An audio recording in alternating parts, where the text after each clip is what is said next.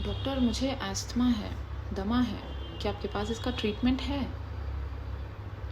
Asthma है, asthma भी हो सकता है या फिर आपको खून की कमी भी हो सकती है। ब्रीदिंग डिफ़िकल्टी है ना, तो एस्थमा भी हो सकता है, एनीमिया भी हो सकता है, हार्ट डिसीज़ भी हो सकता है।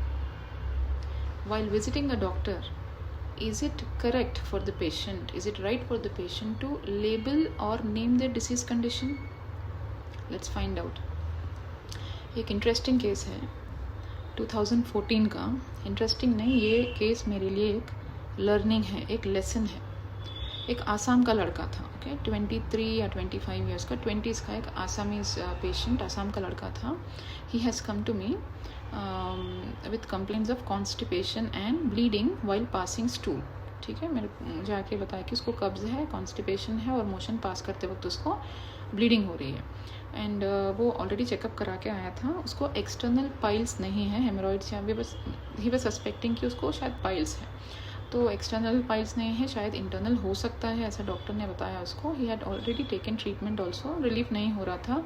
He was may be fearing surgery और कुछ नहीं कराना था उसको, और ट्रीटमेंट में भी कुछ फ़ायदा नहीं हो रहा था। तो he wanted to take homeopathic medicine, okay. तो कॉन्स्टिपेशन और पाइल्स करके he had started the medication. और after taking medicine he was relieved also. He said constipation better है, मोशन ठीक है और ब्लीडिंग भी कम है। एंड जब भी मैं उसको बोलती थी फॉलोअप के लिए आना है next, he use to come but not regular follow ups नहीं थे उसके। He use to come once in 2 months और सो, ऐसे 3 to 4 times he had come to me. Around 4th follow up में, 4th कंसल्टेशन में, I noticed a drastic weight loss, like a remarkable weight loss.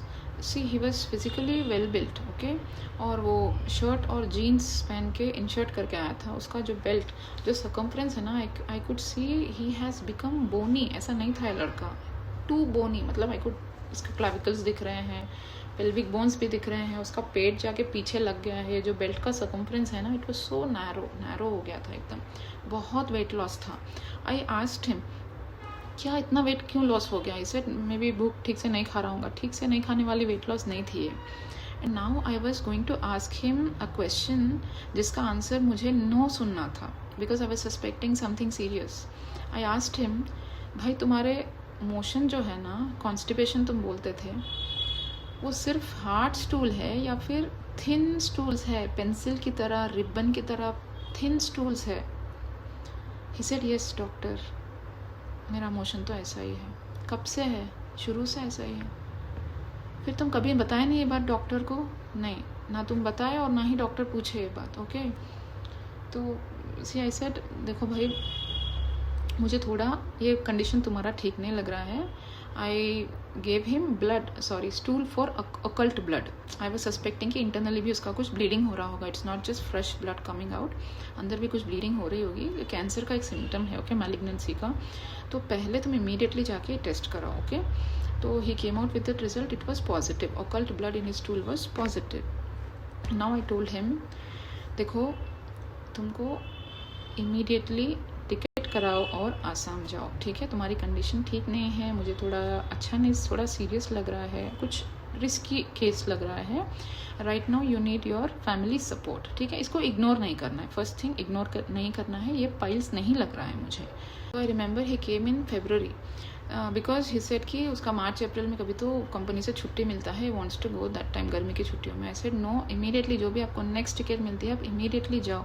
Your health and life is more important than your job, okay? आप पहले जाओ। And I said once you get your tickets confirmed you call me. उस time पे उसके पास, I maintain record of my patients, उनका contact number, 2014 ना, उसके पास फ़ोन नहीं था। ऐसे वंस आपका टिकट कंफर्म हो गया, लेट मी नो। आप वहाँ जाने के बाद में जो भी मेडिकल प्रोसीजर है, whatever it is, you also let me know. This is what I said. और आई टोल्ड हिम कि you need your people with you. And वहाँ आसाम जाने के बाद में you go to a general hospital और आप एक्सटेंसिव इसका मेडिकल इन्वेस्टिगेशन पूरी तरह से कराओ और फॉलो, जैसे आपके डॉक्टर बोलते हैं आप फॉलो करो और मुझे अपडेट करो। This is what I said, okay. उसके बाद में he didn't contact me. Then I was also worried for some time क्या हुआ होगा, because I did not get any updates. Later after around 4 to 5 months, Assam के दूसरे patients, references होते हैं ना, ये पेशेंट के दूसरे references, people who come to me, they said कि yes he had gotten through, और इसका कैंसर ही निकला, कोलोरेक्टल कैंसर था अर्ली स्टेजेस में, और सर्जरी हुआ उसका and he is doing fine kind of. Okay, तो ये मेरी अपडेट थी latest.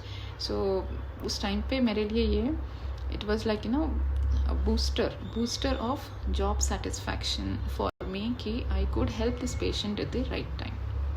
So here the takeaway is for me, like for doctors, देखिए प्रॉब्लम डिसीज से शुरू होके ट्रीटमेंट पे ख़त्म नहीं होती है। Okay, a doctor has to be a sharp observer.